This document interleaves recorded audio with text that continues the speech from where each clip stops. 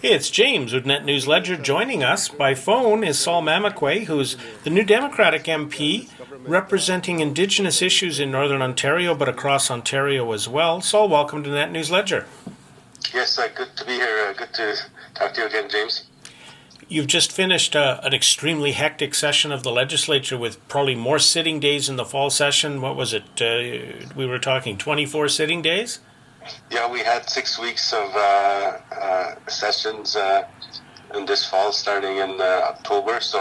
And it consists of 6 weeks, and which consists of 24 days. And I think we had maybe one or two evening sessions. That's about it. Yeah. Do you think the government's working as hard as it could? Certainly, I think there's certainly. There are certainly a number of bills that are being rushed through, and also some of the on the way the standing orders and the way the rules of the House. They're changing some of the standing orders, which has an impact on how fast they can put the bills through. And I know time allocation and all that. It seems to be. And there seems to be a lot of kind of like omnibus bills as well. And then certainly, there's some hidden stuff that are there. So they're doing quite a bit in the background. And I think every one of us have to kind of go through those bills that they push through. And certainly, I think we can do more. And I know there's certain things that's happening with with education as well, and the autism program, even the mental health bill as well, mental health and addiction bill. And so there's certainly a lot of things happening, and I think sometimes it's done too fast, because it's just we need to be able to engage with the community, the people of Ontario, to be able to make sure we have a good plan, and make sure that we get feedback from the communities, from our people, like from all over Ontario, not just the north, but also people that need these programs and services that are needed. So yeah, it's I think we should be sitting more, and when I signed up for to run, and I didn't really understand, but I think I've always committed myself to do the work that needs to be done at Queen's Park. My grandmother always used to say, haste makes waste. You rush along so fast and you miss things, and maybe that's what could happen. Yeah, certainly. I think, we've been about a year and a half into this government, and it's some of the changes that they've had certainly has a lot of impact on us, and certainly, and I know one of the things I've learned since being there is, as municipalities in the north, whether it's Thunder Bay, whether it's Dryden, whether it's Sunnybrook, Red Lake, Timmins, we all have to work together, with First Nations and these people in the north, and whether we talk about healthcare, mental health, or, we all have to work together on it, and it's just sometimes the going-ons of, Toronto have certainly have more focus, and sometimes we need to raise our issues as northern people. This past week, I was on Friday, I was in Cat Lake First Nation. Okay. A year ago, in February, or not quite a year ago, but last February, Cat Lake declared a state of emergency. You were partnered up a little bit doing some work with Charlie Angus, the federal MP for James Bay, Timmins James Bay, raising what was going on in Cat Lake. When I was up there, the federal government has brought the homes up on the Winter Road last year. Okay. We spoke to Derek Spence, one of the councillors. He said that there was a bit of a slowdown on the federal side for getting things working. They had a bidding process to get the houses going. They're hoping to get people into those new homes by February. Mm-hmm. Now, that's a federal issue with the housing at Cat Lake, but the provincial side of it seems to be with Ontario Hydro. And I contacted Hydro today to ask, why is it such a slowdown? Because that's what Councillor Spence in Cat Lake said they've submitted all their paperwork. Hydro came back and told me that, it's difficult to get into the remote area of Cat Lake. They have to wait for the winter ice road or use a helicopter. Now, I was in Cat Lake on Friday in a Pilatus with North Star Air for Toys for the North, and then again on Saturday with Wasaya and their Dash 8 for the Musselwhite, the Goldcorp Musselwhite turkey drop. Do you think that Hydro One is really understanding Cat Lake and remote northern communities? Certainly, I know that what I remember about Cat Lake is seeing some of the homes that were there. And when I went there 2 times, I went there twice, January and February of 2019. And what it reminds me of is the conditions of some of the homes and some of the conditions of the homes, and not only that, like some of the conditions of the children that I saw at that time. And certainly, I know. I think it's certainly we should examine. They should be examining all options on how to fast track getting the homes hooked up. I say that because when we talk about last week I asked a couple of questions at Queen's Park with respect to the youth suicide crisis that our communities are facing, and I talk about access to homes, good homes, and safe homes, and I think that's one of the things is we all need, like when we talk about social determinants of health, and that's one of the things that is required is a good home, and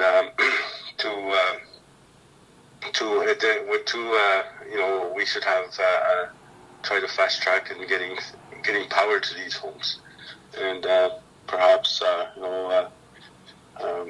Ontario Hydro needs to move forward and try to address this issue in a manner that will have these homes with electricity as soon as possible. And I think it's the continued, I guess, government dragging its feet. It's not acceptable anymore. We have to be able to try to get power to these homes so families can start moving in, because it's just even though this project was very it's almost a year now, and I think I don't think hydro should be an issue. This was what struck me in Cat Lake, is that the families are living in the homes that have the problems with mold, and they've been there for a year waiting for new homes. They declared a state of emergency. The federal government reacted, got the homes up there, but then it just seemed to be, and I maybe even from the media side, it fell from our radar screen. I know it hasn't fallen from radar screens like yours, but we got to raise these issues and keep them in the public eye. Yeah, certainly, and I think that sometimes it happens. There's so many issues in our communities, and sometimes we just forget of what's happening in each of the communities. And but I can assure you though, and I also know that there's lots of Cat Lakes in the north and the flank in our communities, not only just the north, but also First Nation communities and some of the housing that's there. It's just part of a system that's that's been there for years. It's a colonial system. It's not a broken system. I've always told you this. It's the system is working exactly the way it's designed to, which is keep us where we are, and that's exactly what the government wants, and I think we need to step away from that and make a government accountable to some of the they have to have some investments, significant investments to change that, and not only that, it's to have the will to be able to change of where the conditions that our people have to live in, and sometimes, and that's what I talk about. Sometimes there's just no will on part of the governments to make this change, and if they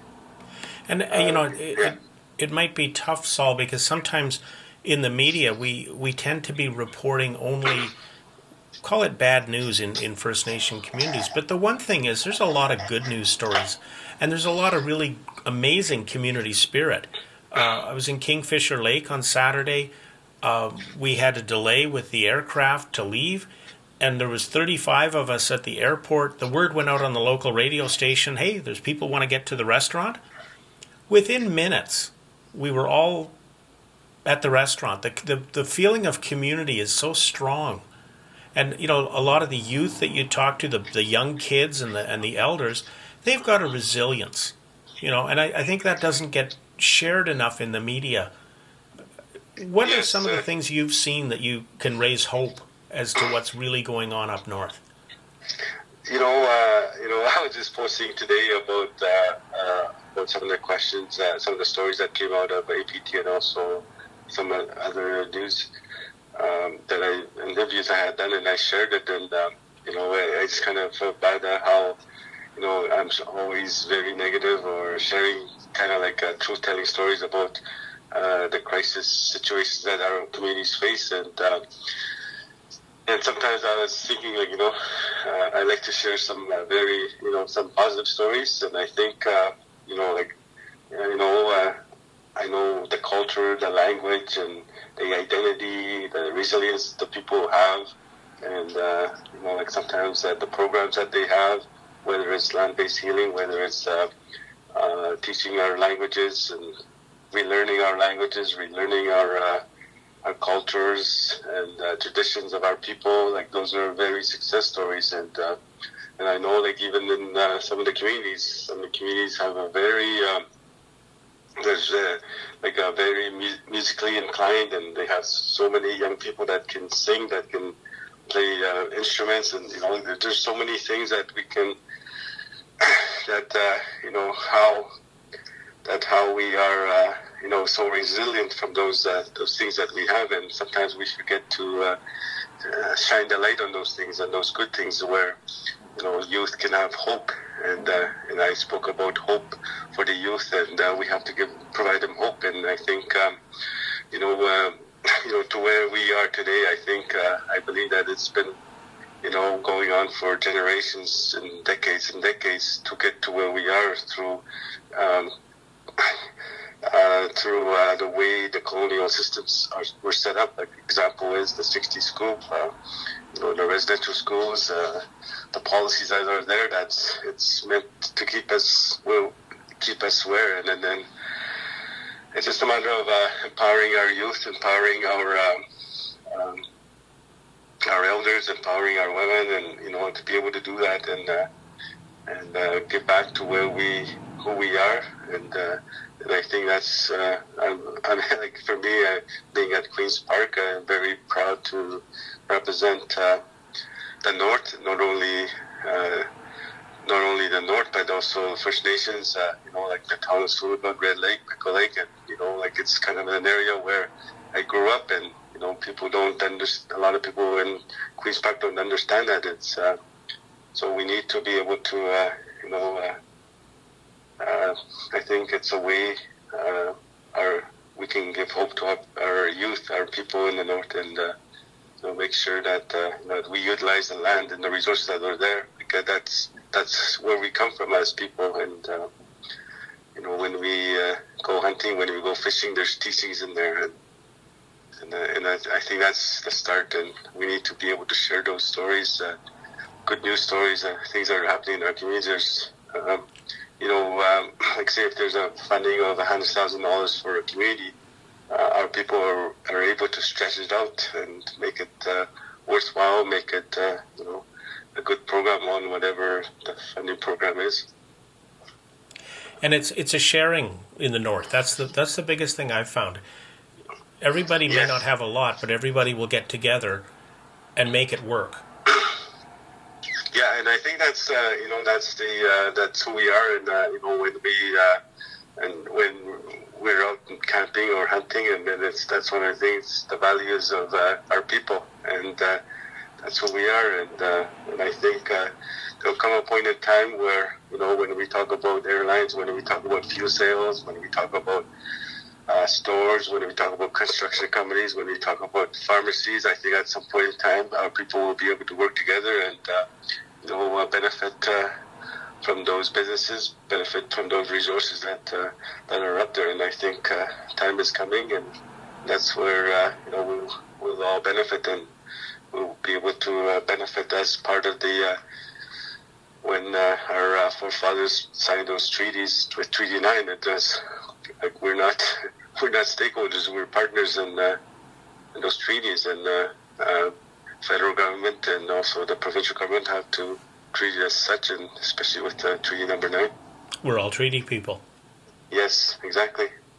Sol, I want to wish you all the best to you and your family and friends for the holiday, and thank you for taking the time with us tonight. Okay, thank you very much. Nice to talk to you. Merry Christmas. Yeah, Meg Witch. Okay, bye.